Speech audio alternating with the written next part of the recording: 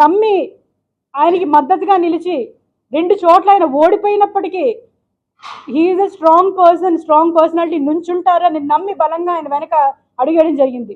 ఈరోజు చూసుకుంటే 21 సీట్లు తీసుకుని పార్టీ ఈ మతానికి పొత్తుకెళ్ళడం ఎందుకో నాకు అర్థం కావట్లేదు. ఈ 21 సీట్లలో కూడా ఎంతమంది తెలుగుదేశం పార్టీ నుంచి వచ్చిన వాళ్ళు ఉన్నారో, వైసీపీ పార్టీ నుంచి రిజైన్ చేసి వచ్చిన వాళ్ళు ఉన్నారో మనందరం కూడా చూసుకుంటున్నాము. 21 సీట్లలో చూసుకుంటే ఒకే ఒక్క మహిళకు కేటాయించడం జరిగింది. ఒకటి మహిళకు కేటాయించారు 21 సీట్లలో. ఇది ఎంతవరకు న్యాయం? ఇది మహిళలకి ఏ ప్రాధాన్యత ఇస్తున్నారో నాకు అర్థం కావట్లేదు. అదేవిధంగా శెట్టి ప్రజలకైతే ఒక్క టికెట్ కూడా లేదు. అంటే మేము ఎప్పుడు కూడా మాట్లాడితే ఆయన పెద్ద ఇది మాకు యువత కావాలి, ఉడుకు రక్తం కావాలి, వీర మహిళలు కావాలి అని చెప్పుకునే వ్యక్తి చట్టసభలకు వెళ్ళడానికి మాత్రం యువత సరిపోదు, వీర మహిళలు సరిపోరు, ఉడుకు రక్తం అక్కర్లేదు ఆయనకి. ఇక్కడ కాకినాడ రూరల్లో ఒక ముసలుడికి ఇచ్చారు కదండి, ముఖ్యమంత్రి అని పలకడం కూడా చేత కాని ఒక దద్దమ్మకి, ఒక సన్నాసికి ఈరోజు కాకినాడ రూరల్లో జనసేన టికెట్ కేటాయించారు. అది ఏ రకంగా చూసుకుని కేటాయించారో అంటే కాపు అనే వ్యక్తి కాపు అయితే సరిపోతుంది అన్నమాట.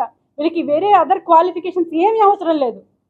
అటువంటి వ్యక్తికి ఈరోజు జనసేన పార్టీ ఇక్కడ చెప్పుకుంటారు కదా, చాలా మంది చెప్పుకుంటారు కదా, ఈ యొక్క కూటమికి ఎవరికి ఇచ్చినా నెగ్గేస్తుంది అని.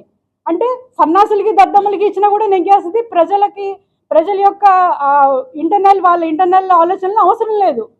కేవలం మేము గవర్నమెంట్ ఫామ్ చేసేయాలి అన్న ఒక్క ఉద్దేశం తప్ప ఎవరికి ఇస్తున్నాము, ఎవరు వస్తున్నారు ఏంటి ఏమీ అవసరం లేదు. డిసెంబర్లో పవన్ కళ్యాణ్ గారు ఇక్కడికి వచ్చి పంతన్నానాజీ నువ్వు ఎక్కడెక్కడ డబ్బులు వసూలు చేసేవో చెప్పు, నువ్వు ఎక్కడెక్కడ డబ్బులు దొబ్బేసేవో చెప్పు, ఆ లిస్టు రాసిస్తే నేను వాళ్ళందరికీ కృతజ్ఞతలు చెప్పుకుంటాను అని చెప్పిన వ్యక్తి ఈరోజు ఎలా అర్హుడైపోయాడు?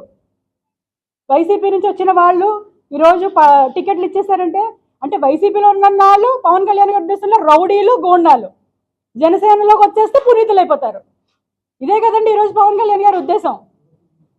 నాదెండ్ల మనోహర్ అనే వ్యక్తి ఈరోజు పార్టీని సర్వనాశనం చేసేసాడు. ఆయన ఒక కేబినెట్ హోదాలో ఉండి ఒక పాలసీ మ్యాటర్ తెలిసిన వ్యక్తిగా, పార్టీ స్ట్రక్చర్ తెలిసిన వ్యక్తిగా ఈరోజు జనసేన పార్టీని ఏం చేశారు? పవన్ కళ్యాణ్ గారు మొన్న మీటింగ్లో, తాడేపల్లిగూడెం మీటింగ్లో చెప్తున్నారు, మనకి పోల్ మేనేజ్మెంట్ లేదు, బూత్ మేనేజ్మెంట్ లేదు, వాళ్ళకి 40 years తెలుగుదేశం వాళ్ళకి 40 years అనుభవం ఉంది కాబట్టి వాళ్ళకే మనం ఇద్దాము, వాళ్ళతో పాటు అడుగులేసి నడుద్దాము, వాళ్ళతో సమానంగా నడుద్దామని చెప్పడం జరిగింది. పోల్ మేనేజ్మెంట్, బూత్ మేనేజ్మెంట్ లేకపోవడం అనేది ఇన్ఛార్జీలు తప్ప. ప్రతి నెలకు ఒకసారి ఇక్కడికి వచ్చి క్లబ్లో ఉండి నాదెండ్ల మనోహర్ అనే వ్యక్తి ఇక్కడికి వచ్చి క్లబ్లో స్పెండ్ చేసి ఒక డే అంతా కూడా ఏదో మీటింగులు పెడుతున్నామని చెప్పేసి 3-4 రోజులు ఇక్కడే స్పెండ్ చేసి పోల్ మేనేజ్మెంట్ కానీ బూత్ మేనేజ్మెంట్ కానీ చేయకుండా ఏం చేస్తున్నారు? ఇది నేను పత్రికా ముఖంగా, మీడియా ముఖంగా జనసేన పార్టీని ప్రశ్నిస్తున్నాను.